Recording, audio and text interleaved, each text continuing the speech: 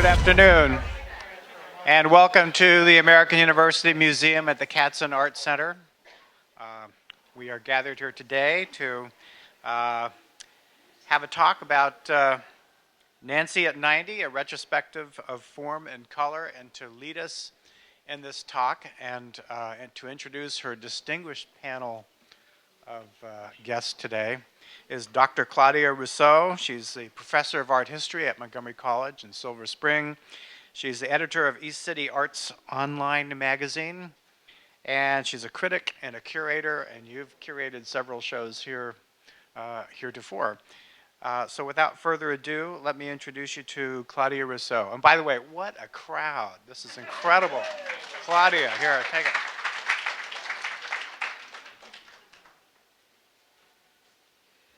It really is a great pleasure to see so many of you.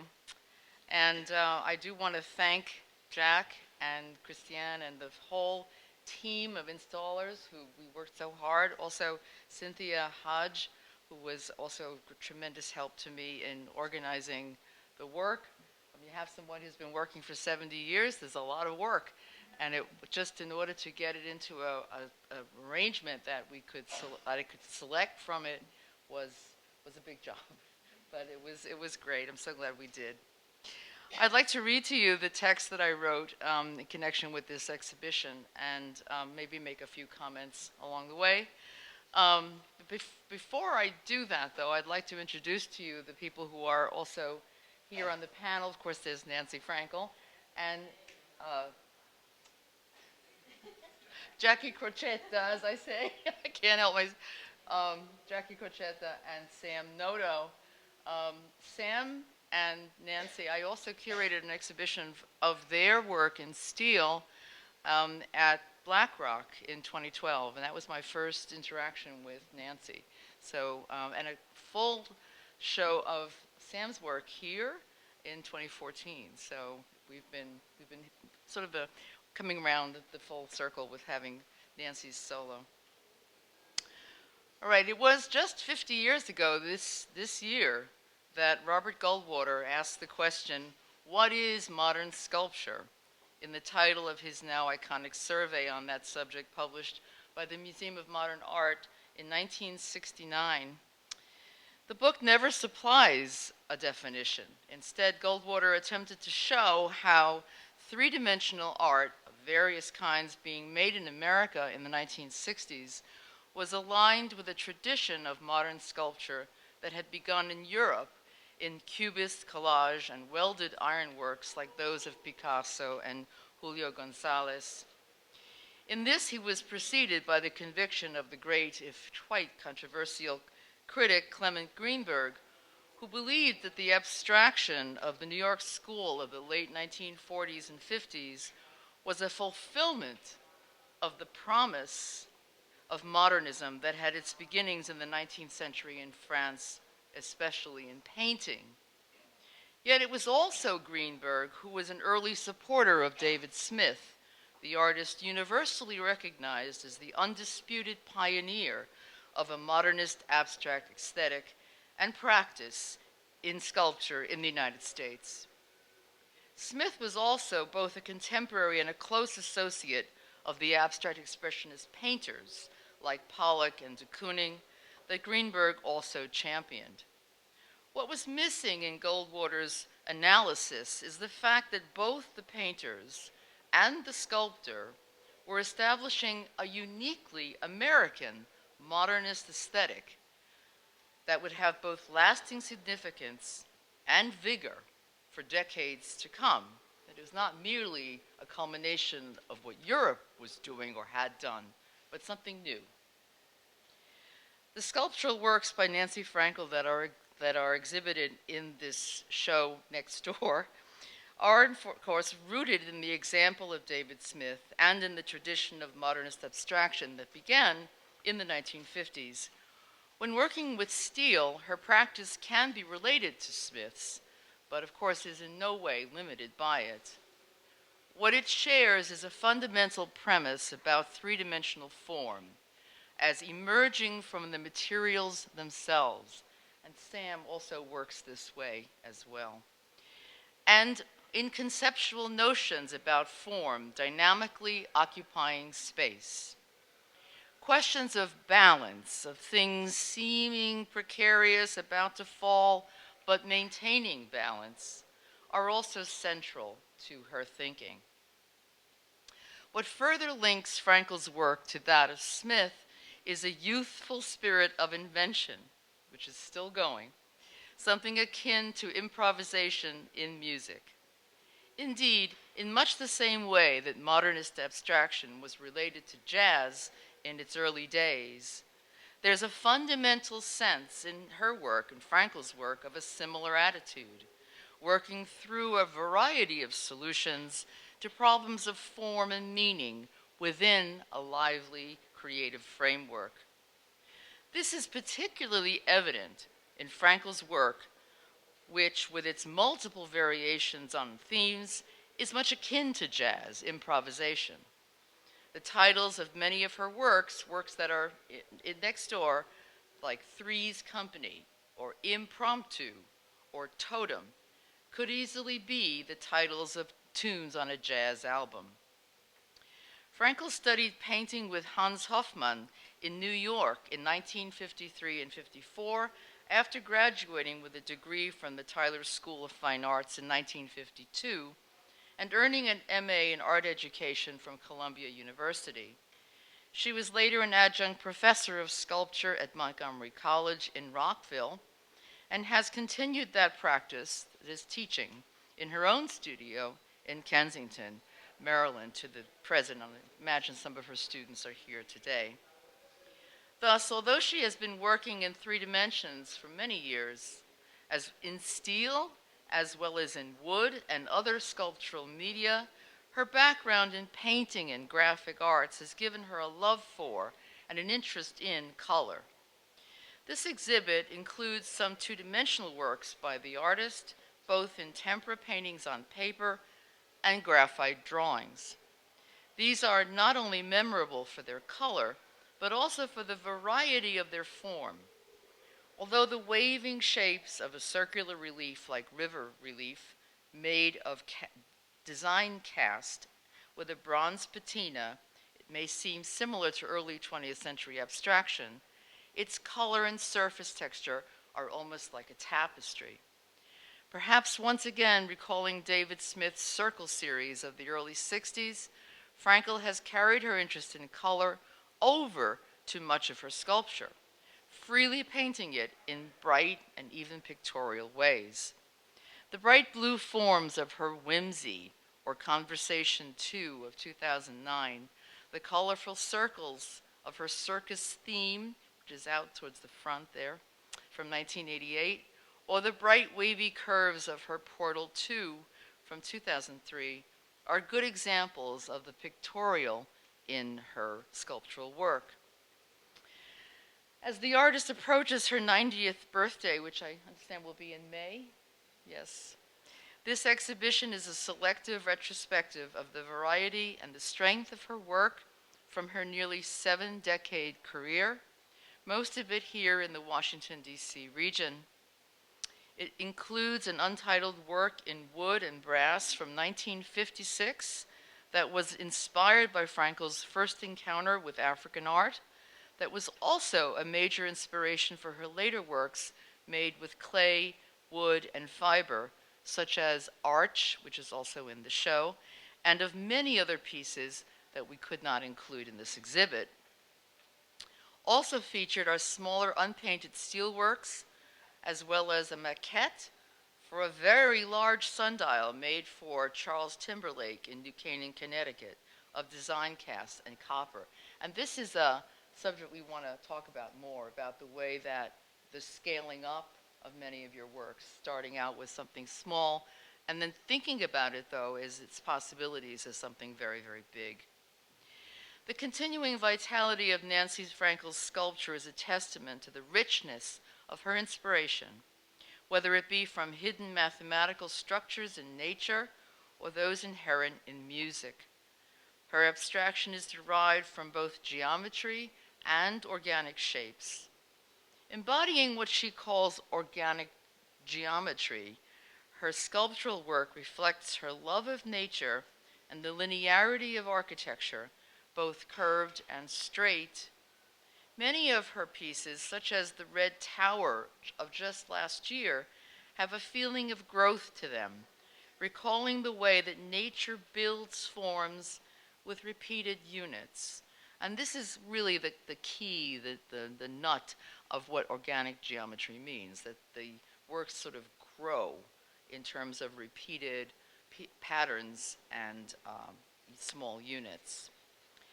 Frankel has said that she also sees or feels these structures in music, and some of her work is an attempt to give three-dimensional form to what she hears in music.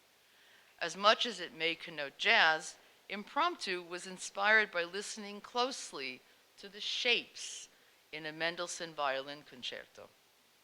The possibilities for new ideas emerging from these sources seems endless. Thank you.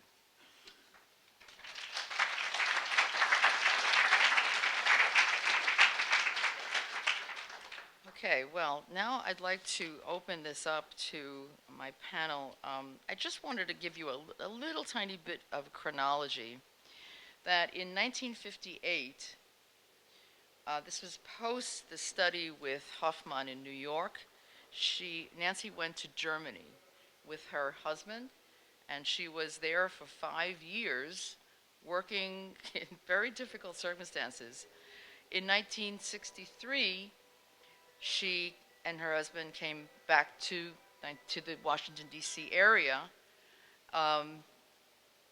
where they started their family.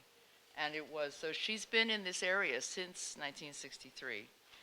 In 1972, she was very much involved with the Washington Women's, a conference, a series of conferences at the Corcoran that were aimed at involving women artists in the area and making them feel more aware of each other. And this was the beginning. 1972 was a very important year for the beginning of feminist awareness of women artists everywhere. In 1975, she was one of the founding members of the Washington Women's Arts Center, and there was an exhibition here last summer of work from that artists who were still working from that group. Of course, Nancy was among them. In 1977, she became a member of the Studio Gallery, and she was also in 1984 a founding member of the Washington Sculptors Group that is very important even today. So with that chronology in mind, let's turn to the panel. Jacqui.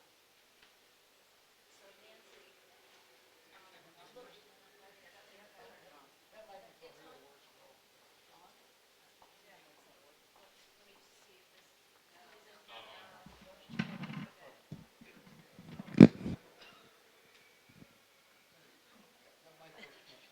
no, here, turn it down.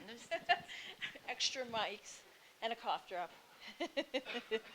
Okay, great. So Nancy, we're going to do a little bit of do some time travel backwards, okay?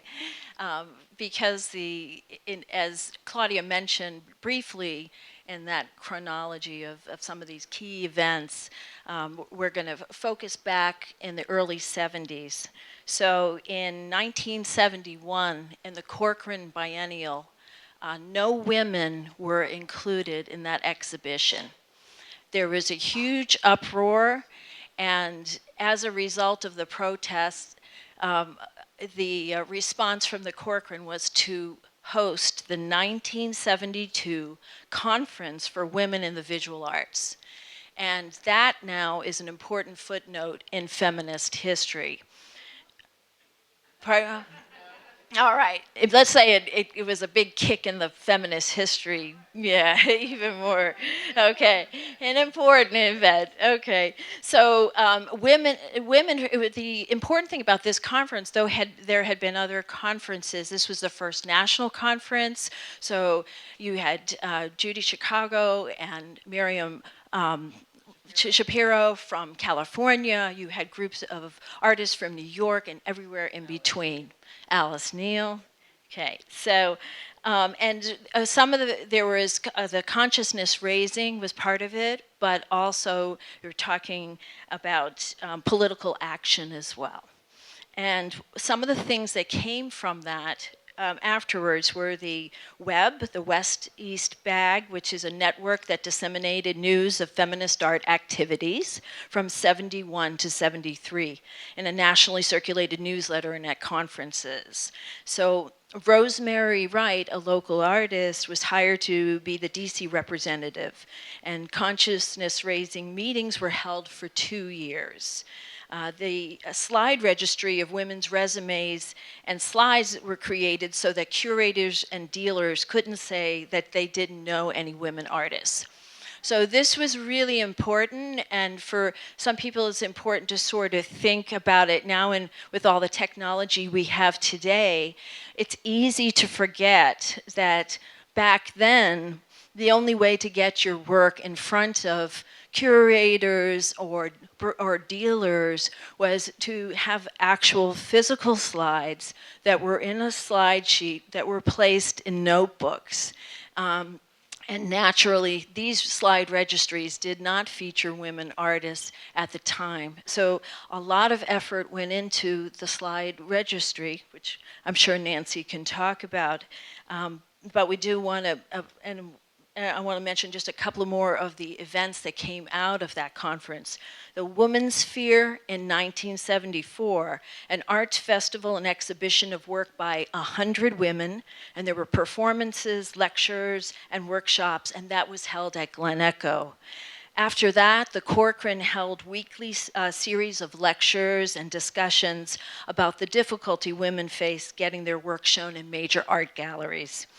And then the Washington Women's Center, Washington Women's Art Center was founded in 1975. So I'm just going to read briefly what the mission was and have Nancy talk about her experiences and more about the energy of what was going on and the impact and the activities that she was involved in. So the mission was to promote the interest in the work of women artists and writers, past and present, and to encourage women by creating a supportive climate and by sharing information and expertise to heighten the professionalism of women in the arts. So in addition to learning how to put on exhibitions and create catalogs, there was a 1979 they published a national listing of slide registries, and it was distributed as a tool to locate women artists throughout the country. This was funded by the NEA, and that's something else important to learn is back then there was a lot more support for grants from the NEA.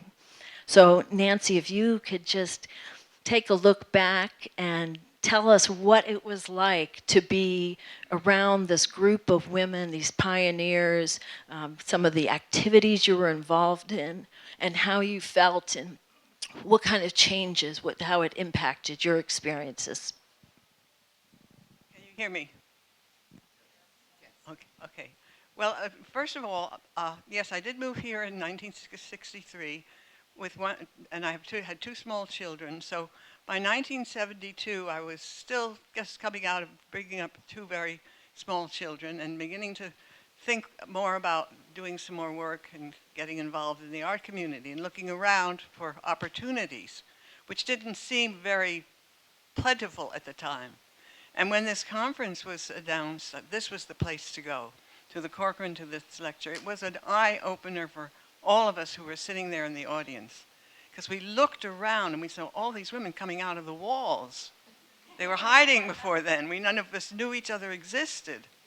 And it was just so invigorating to hear the artists and to feel a connection. And none of us wanted it to end. And then we were told, well, we have to end, but you people can start getting together now. And that's what we did. And I'm remembering one meeting, we had a big meeting sponsored by I forgot who, by poor memory. But we were all of us meeting in this big building, wandering around, big room. And there were pieces on the wall where we could put our work next to other work that we felt comfortable with.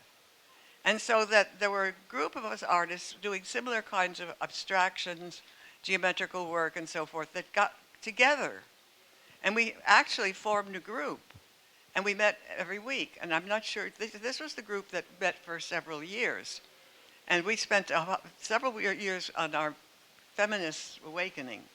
What was it like to be a woman artist, to be a wife and an artist, to be a mother and an artist, to be a teacher and an artist.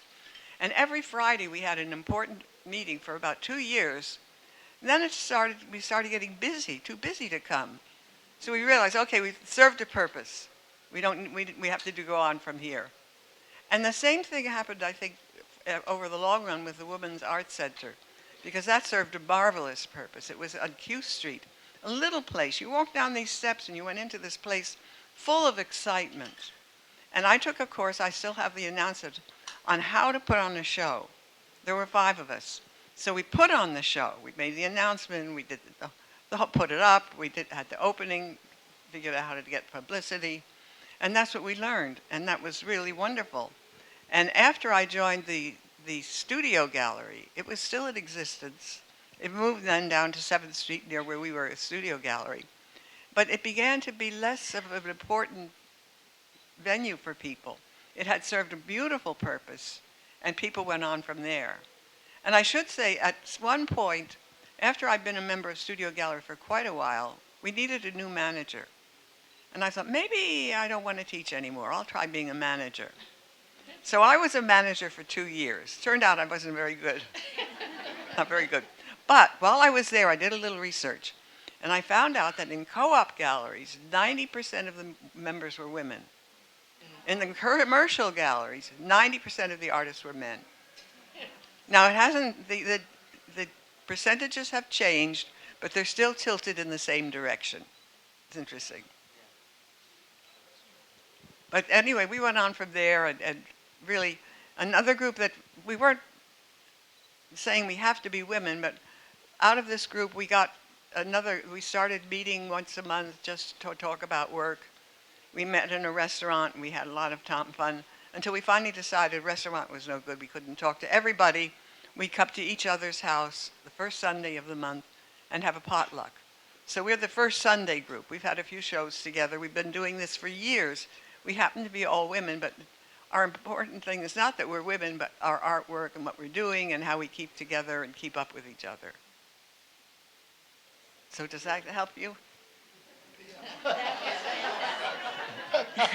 Yeah, and I want to just mention, so the exhibit that Claudia mentioned is Latitude, the Washington Women's Art Center, was the summer of 2018. There's a wonderful catalog and features, Nancy's work is in here, and I feel that there is a brief history written by Claudia Vess and Barbara, is it Wallanen?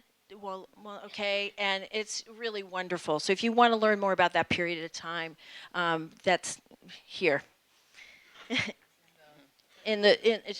Yeah, at least that's where I got mine. They should still have some. So now, Nancy, one other layer I want to talk about, because you can't separate the art from the woman in her life, is that not only you had 2 small children, but at this time, and I believe it was around 1972 as well, when your husband Theodore passed away.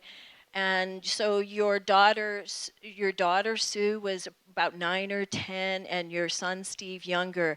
And just if you could talk a little bit about how you managed both your just a brief, like, something about the balance.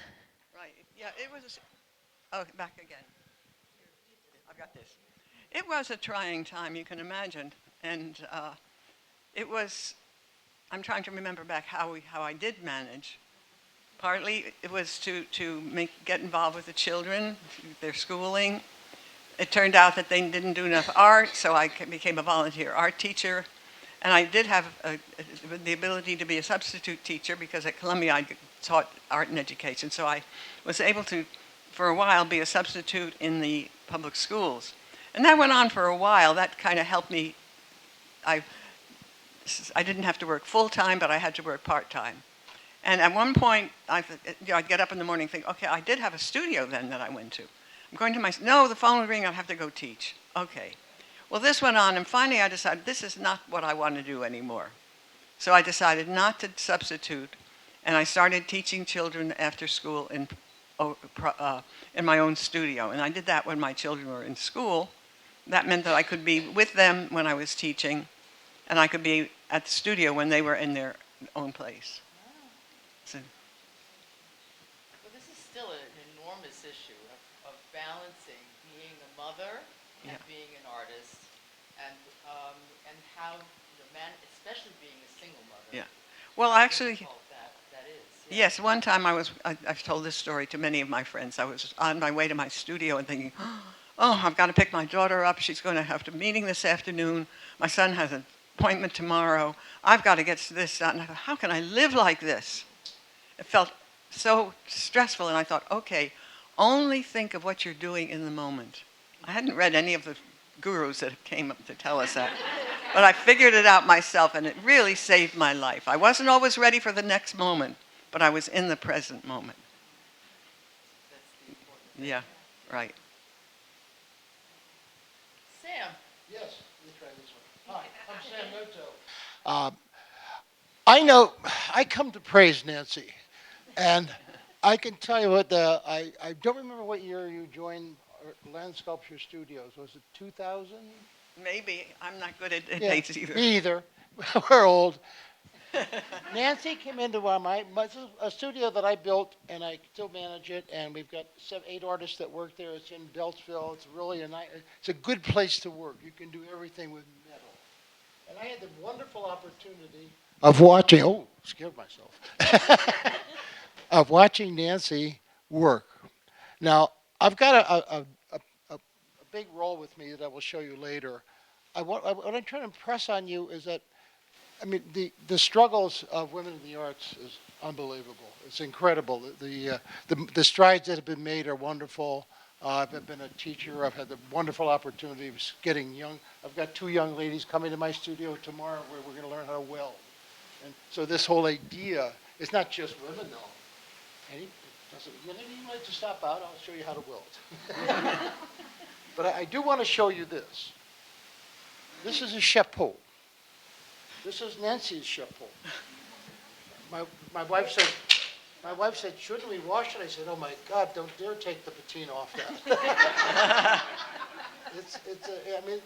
I have a photo somewhere of Nancy walking across the studio with her hat, and I was showing to Claudia, and she says, oh my God, that's Nancy. Anyway, Nancy and I went to Claudia, 19, whatever it was, we went to Black Rock. Mm-hmm. I had an offer to do a show. 2012. 2012. See, that was, I need these guys. I had an opportunity to show there, and I went out and looked at the size of the space. I said, oh my God, I don't have enough work to make this meaningful. So let me get Nancy and see if she's interested. So both of us loaded up and got out there and did this great show. It was really terrific. The show was great. Claudia did the curation for it, and that's how we got connected with her. And that's how we ended up here. That's right. Claudia had the goodwill and the smarts to bring Nancy in and do this show here. And I was beside myself how much work it was incredible amount of work. Anyway, so now about Nancy in the studio. Now Nancy is rather demure in scale, and the doors are sometimes hard to open, and the plugs sometimes are too high to plug into. And this is one of my founding members of the studio, Katie. Anyway, so there was a point I became concerned that Nancy couldn't reach the plug to plug nor could she put the air thing on the plasma cutter. So she was getting along though, and I would often see her walking around the studio like this. Because from the vibration from the grinder would hurt her carpal tunnel, and she would never quit.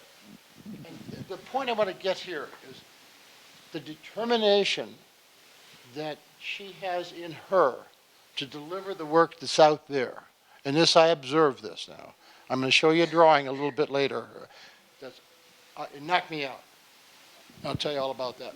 But she would have this whole piece done, and I would walk by and say, "No, that's great, Nancy." Just, "No, it's wrong. That's wrong." She would cut it all apart and put it all back together again to get it where she wanted it to be.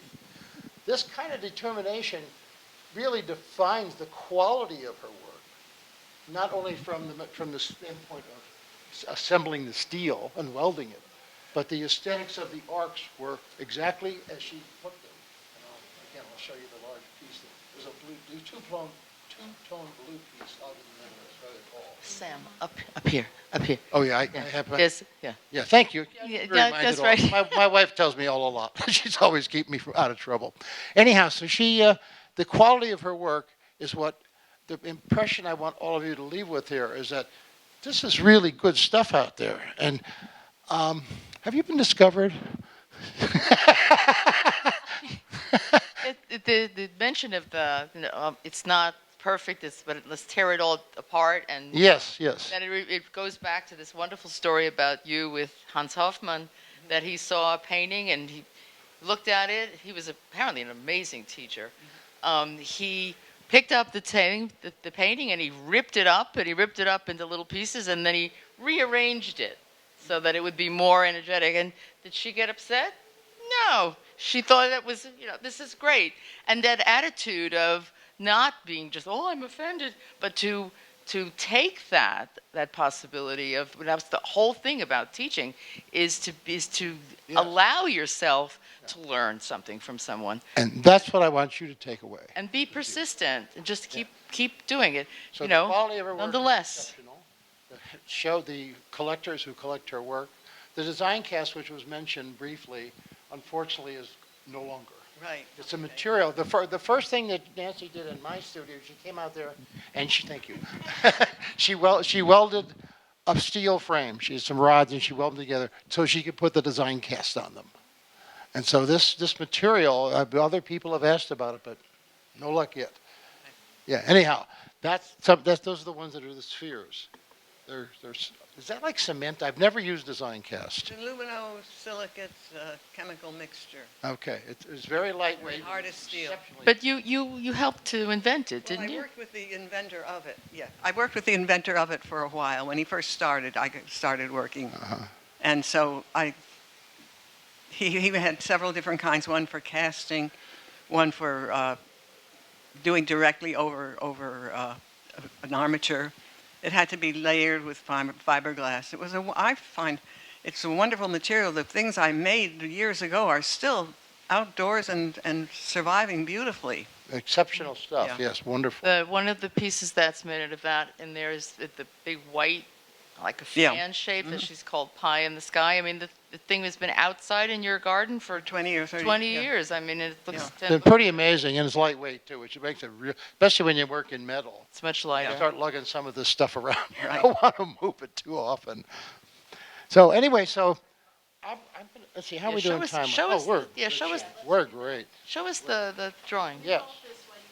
Yeah, hold on. All right, take this. Here you go, Nancy.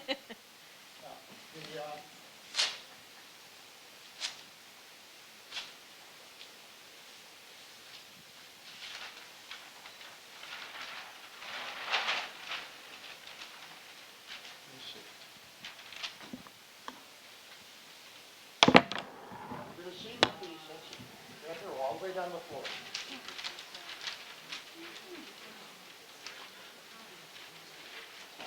This is a cartoon. Now, cartoons, my first exposure to cartoons was Michelangelo. In putting the Sistine Chapel up, he used cartoons to set the drawing up so he could paint it. I have a cartoon at home by Raphael. It's a copy of a copy of a copy, of course. I wish I had the real one. But it's very rare because cartoons were mostly destroyed. As you can see, this would have been destroyed. And I asked her if she had a cartoon. This will be framed. It's signed at the bottom by Nancy. It's a pencil. Now, if you want to look at this closely, you'll start to see the detail of how she assembled this drawing. The numbers are there. The number of inches are written on every arc. This is how exacting her work is. This is really, really hard. And this is really a special, to me, I think I love this. And she had the good fortune to give it to me. I offered, did I offer to pay you for this? I hope not. No.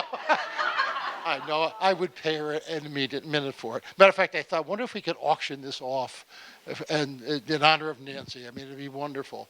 But a very rare artifact is the cartoon.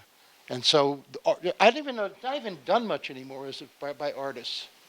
Well, you know, the thing was that there was a process of drawing in the Renaissance and Baroque where they would begin with sketches and then they would make a final drawing and then that drawing would be enlarged to transfer it Right. to the panel or whatever they were painting. And so that was the cartoon. Yeah.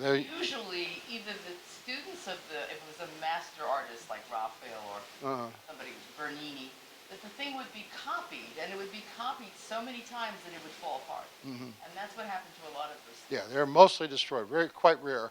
And to me, I value them very highly if I could ever get my hands on one, and I did. I got one. And so I'm going to put this here over the podium so you can, when you want to come up, and you can take a look at the detail of this. And if you can measure this and go outside and look at the blue one out there. One of the things that I would just like to, can you hear me? Yeah. If you make a mistake in steel, it's a lot of work.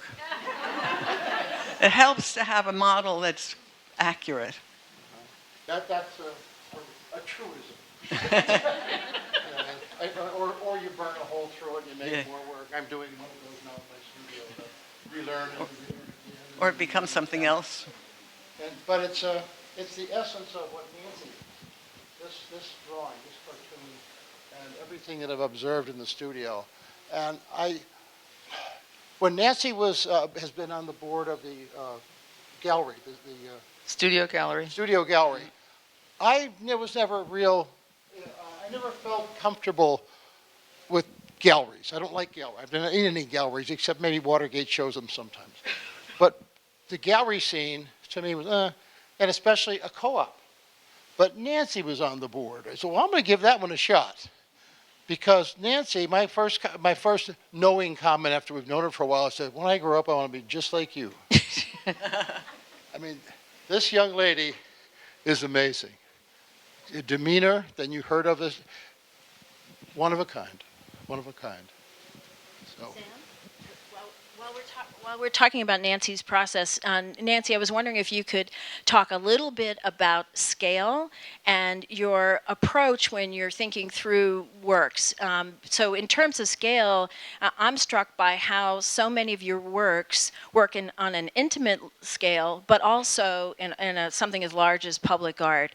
And so I wonder if there are works in the show where you actually created, that not necessarily that they were meant to be a maquette, but that they were created at a small scale, but your vision is that someday that they would be translated into a larger piece. So that's one question. Well, the answer is yes to that. Many of the pieces I saw as ideally being very big. Some of them got to be that way, but not all of them. But yeah, there is that feeling about things. Wanted to see them huge. Do you know anything about crowdsourcing? Because I'm just thinking, what a great project, huh? If we'd had a crowdsourced project to take one of Nancy's smaller works and have it created at a large public art scale. And I guess it's because I'm thinking ahead to Nancy at 95.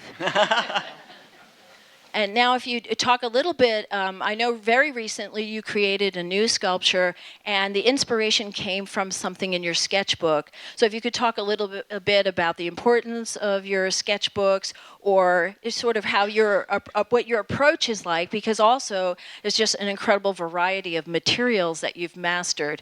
And so sort of what comes first and how you approach, how you've moved around from different kinds of materials, just a little bit about that. Yes, well, I do find that going from one kind of material to another is a good thing to do because it requires a different way of thinking. It pushes me into a new area, and I find that it's challenging and exciting. I like to do that. So that's something about changing materials. Then what was the other question again? About how you start. Well, how I start, yeah. Well, I do. I have a lot of sketchbooks that I've kept over the many years, and just recently, we all have our periods when things go quiet. We just, what am I going to do next? No ideas. Just wandering around. Often that happens after you have a show, and you get a dry period. You walk around and clean until finally, okay, it's time to get back to work. And I was there, thinking, what am I going to do next? I don't know. So I sat one day and I went through the old sketchbooks to see if I got an idea, and I said, ooh, this looks interesting. And so I thought, I'm going to try this, and that's really how I made this new piece, and I got all excited about it. So that's nice to have those old sketchbooks to look at, to get some inspiration if I'm in a dry period. So that's perhaps answering your question. It does, thank you. And I was also wondering if you could talk a little bit about teaching and maybe lessons that you've learned through years of teaching, or things that you wish your students would just get already. Yeah. So, and I also, I'm interested in your approach to teaching, because I know firsthand a little bit about it, because one time, I think it was about a year or two ago, I was interested. I don't know anything about welding, and I just thought it would be really cool to watch Nancy in her studio working. At the studio With Beltsville, Sam. yeah. Yeah. So I had asked, could I come and see you work one day?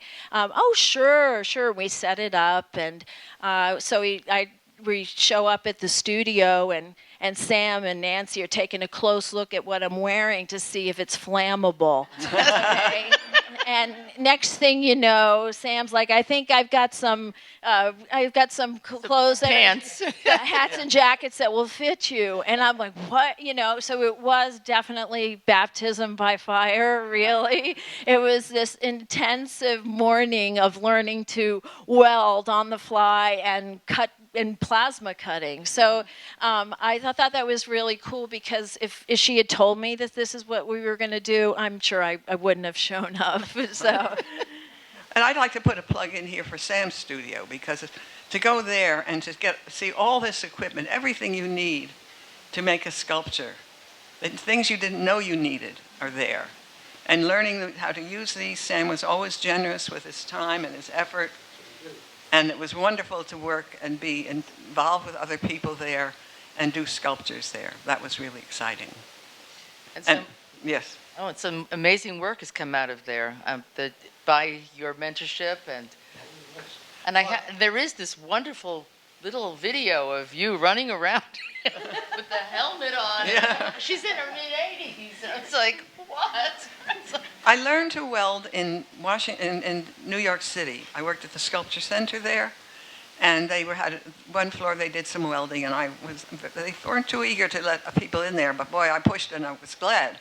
I learned to weld, and then we went to Germany, lived in a little town of Oberammergau for 5 years, and I welded in the local bicycle shop for 25 Pfennig an hour.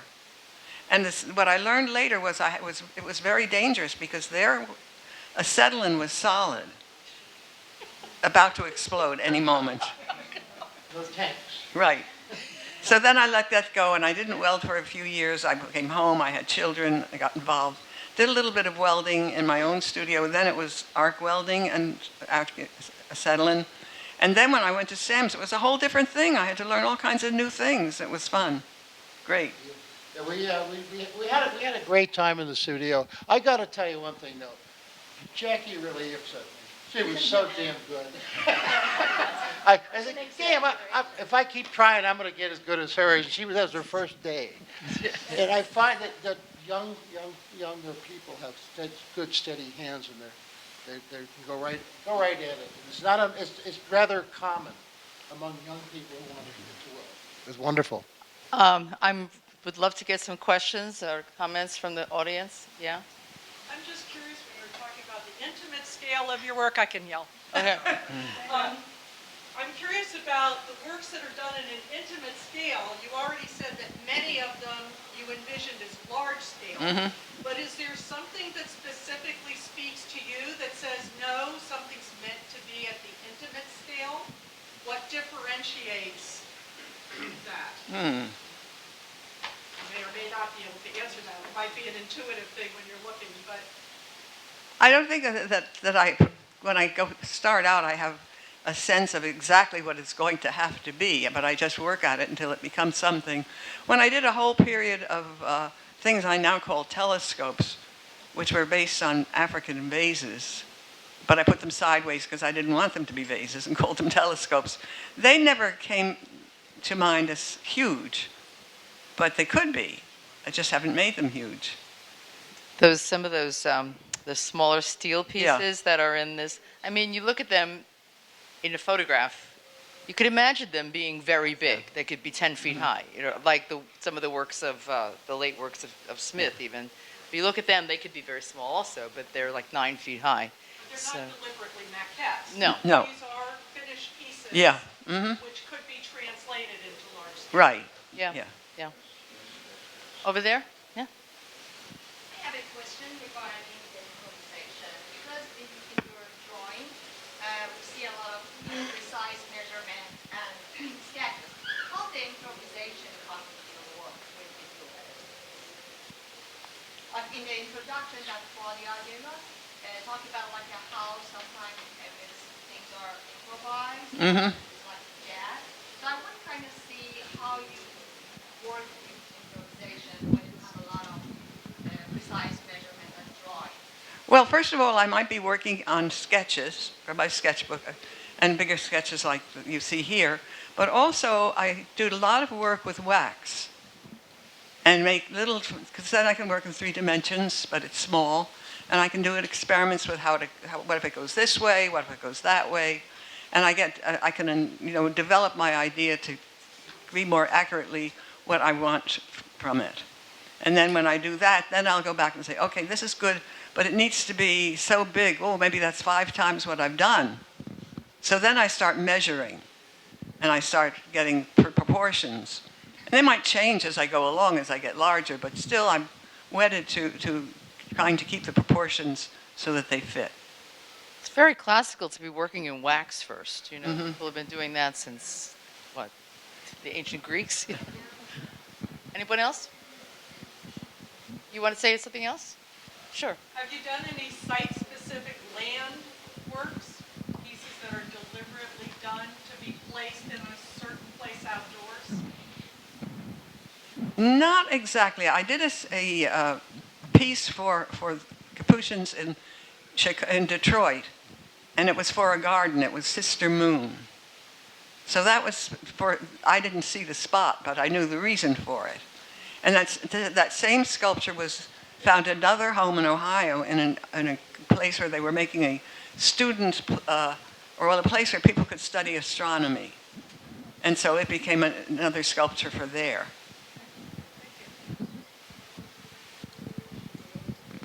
I'm just going to, there's a question. What made you choose sculpture? What made me choose sculpture? When I was growing up, I thought I was going to be a painter.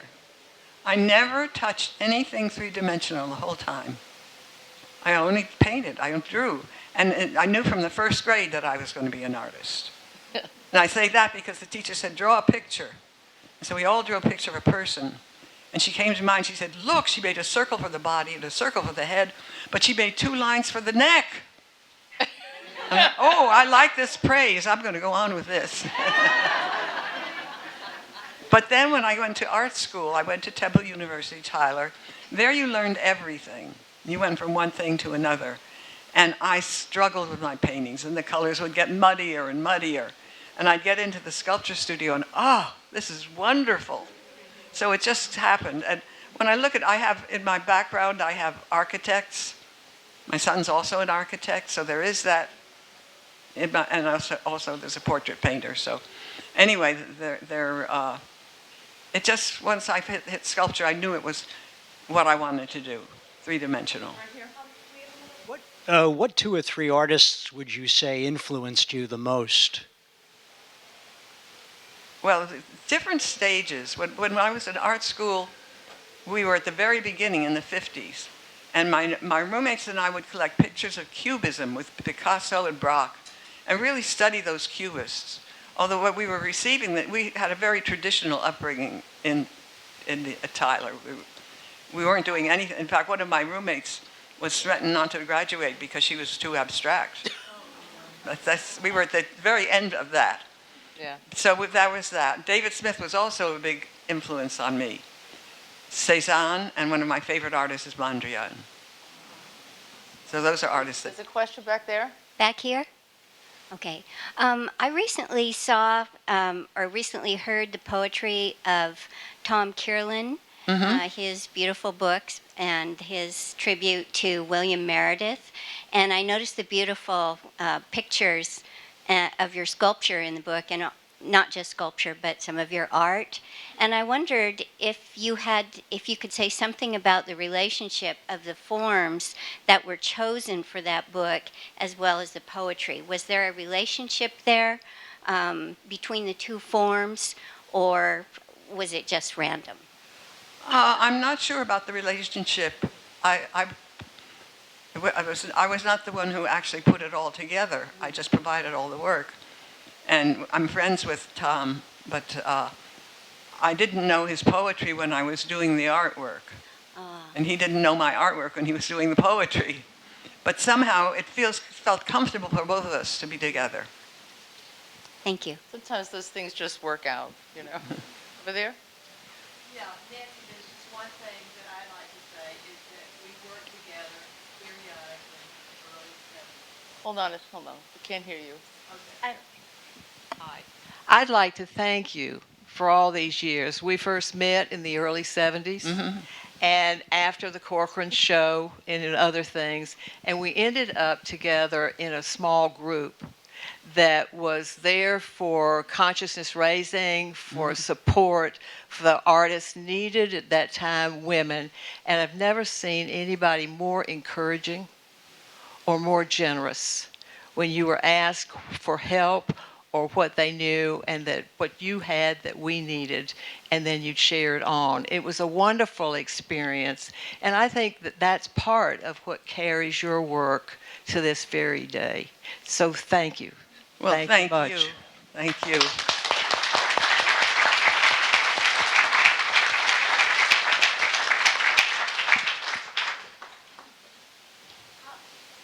How long did you study under Hans Hofmann, and what was he like as a teacher? Probably about 2 years. We'd go down to the village and once a week, and mostly it was drawing. And I was still struggling with, sculpture, painting. But sculpture was really where I was, my direction. But I always loved to draw, and I loved to draw from the model, and that's what we did. We sat in there and drew from the model. But what we were learning, for me, what I was learning, what I picked up was not so much how to make the model look so right, but what was the space that was created by the way the model was seated. How do we really take advantage of that space? And so that appealed to me very much. And I worked a lot through that. And it had a lot of influence in how I went on. Seeing things in 3 dimensions. But one of the things about Hoffman was that, as far as I know, and I heard people talk about his teaching, that he was these wonderful lectures where he would, and also he gave lectures at Cooper Union that were public, where he would talk about space and abstract painting, and the issue of having something that was coming forward and something that was pushing back, that push-pull thing, which was really he talking about space, about seeing what you're seeing in 3-dimensional sense. Yeah. And do you remember that? Do you remember yes, talking very about much that? so, yeah. Yeah. Niche, that's what he always said. What? Niche, nicht wahr. Nicht wahr? Niche. Not right. He'd always say, this is the way it is, niche. Yeah.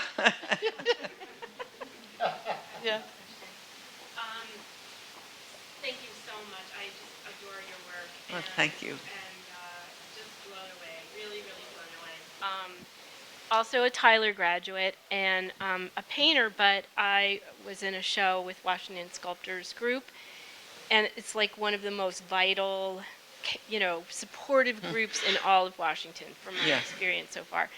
Anyway, I'm transitioning to being in New York half the time. I'm a late bloomer. I'm 60, and I'm going for the big time. Okay, so I'm saying this not to talk about myself, but to talk about that issue earlier. Considering that 85 to 90% of the BFAs or MFAs are women, and still very, very few women are getting really big shows. I'm sorry, they're just not. It's happening, but anyway, I gave my catalog. I helped close a deal for some big dealer in a certain part of the city. I closed 2 deals, okay, just because, like you said, you learn everything at Tyler. Tyler was such a great school. And because I had the confidence, because I helped this deal, I handed my catalog to this guy. And anyway, and then I started talking, and I found myself melting into a 5-year-old. Like he was, anyway, I said something, and he goes, "You?" And then all of a sudden I was just, so I went to another gallery, and they told me that no woman had ever given them their a catalog. It was always men. It was always men walking in, really confident, no matter how bad they were. And I realized, I'm saying this because I realized I'm breaking through some kind of huge barrier, an age barrier, a sex barrier, and just my own personal stuff.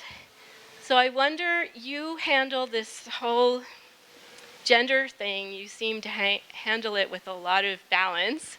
And I wonder if you have anything to say to, women trying, or when you have broken through big barriers in your life, what do you tell yourself? What have you told yourself? I took a course. I wanted to try. I went out and tried for a grant.